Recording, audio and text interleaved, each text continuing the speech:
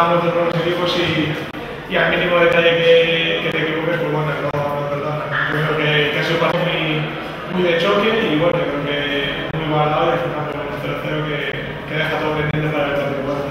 Es un resultado quizás un poquito engañoso de un 0-0 a su equipo. Sí, está claro que no es un gran resultado, pero bueno, es un resultado que quedar en el partido de vuelta se clasifica, que no es un gran resultado, pero bueno, es un resultado que quedar en el partido de vuelta se clasifica, así que tenemos que jugar una baza por el que sea. Fallar y no es un partido de detalles.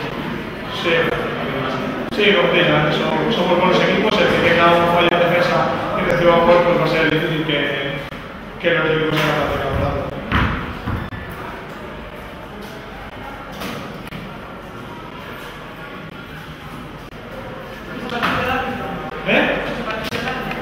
Bueno, yo creo que está un poco caserillo en el tema de las fans y todo, pero bueno, es normal, aquí el público aprieta mucho y bueno, pero bueno, yo creo que no hay que expresarse en el árbitro ni nada, el árbitro hace su labor, hace lo mejor que puede y ya está. Yo creo que el partido ha sido parado por las partes y ya está. El árbitro dejaré que bastante tiene con su trabajo en el campo.